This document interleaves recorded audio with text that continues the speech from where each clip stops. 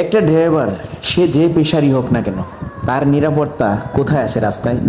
কে দিবে তার নিরাপদ? এই দেখেন, এই সিএনজি চালকের কথা বলছি। আপনারা মনে করতেছেন পিছনে ডাকাত, না ভাই, পিছনে সিএনজি চালক, ভিতরে উঠেছে ডাকাত। একজন গাড়ি চালাচ্ছে, দুইজন ডাকাত দুই সাইড দিয়ে এই লোকটিকে কতভাবে চেষ্টা করতেছে ফেলে দেওয়ার জন্য। একজন ডাইন সাইড দিয়ে, একজন বাম সাইড দিয়ে ছুরির আঘাত, এ শত চেষ্টা করতেছে। আর পিছন থেকে জানি না কে ভিডিও করতেছে, আমার মনে হয় একটা প্রাইভেট কার।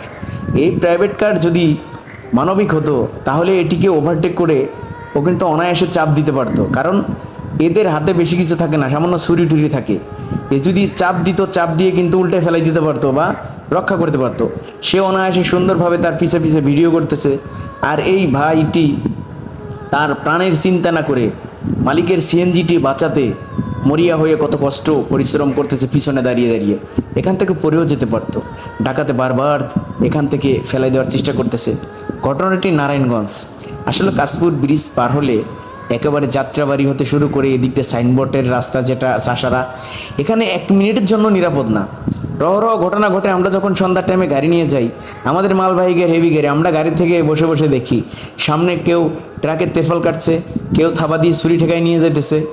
আসলে এখানে অসহায়ের মতো থাকতে হয়। আমাদের দেশটার পরিস্থিতি কি, এই জিনিসগুলো কে দেখবে? এগুলি তো প্রশাসনের দেখা উচিত। এখানে যেহেতু এত ঘটনা ঘটে প্রতিদিন, এটি একদিনও বাদ নয়, প্রত্যেকটা দিন, প্রশাসন যদি ইচ্ছা করে এখান থেকে কিন্তু এই চিহ্নিত করে সন্ত্রাসগুলি ধরতে পারে বা প্রকাশ্যে গুলি করে মেরে ফেলেন, যাতে আর কেউ এইরকম করতে না আসে। আপনারা ধরবেন, নিয়ে যাবেন, জেলখানা থেকে ছেড়ে দিবেন, আবার এসে করবে, কারণ ওর পেশাই এটা। আর যদি কয়েকটাকে ধরে মেরে ফেলতেন তাহলে ভয় আর কেউ আসতো না। আমি প্রশাসনের দৃষ্টি আকর্ষণ করে বলবো, দেশের যারাই এখন দায়িত্বে আছেন তাদেরকে বলবো, সারা বাংলাদেশে ড্রাইভারদের প্রতি এমন একটা অবিচার করা হচ্ছে, যেমন করে দিনে পুলিশ ডাকাতি, রাতের বেলা করে ডাকাতি। ড্রাইভারের জীবনে কোনো নিরাপত্তাই একেবারে নাই। তারা সামান্য বেতনে ইনকাম করে, জীবিকা নির্বাহের জন্য এত কষ্ট পরিশ্রম করে, অথচ তাদের কমপ্লিটলি কোনো নিরাপত্তা নাই রাস্তায়। এরা কি ড্রাইভার হয়ে ভুল করছে?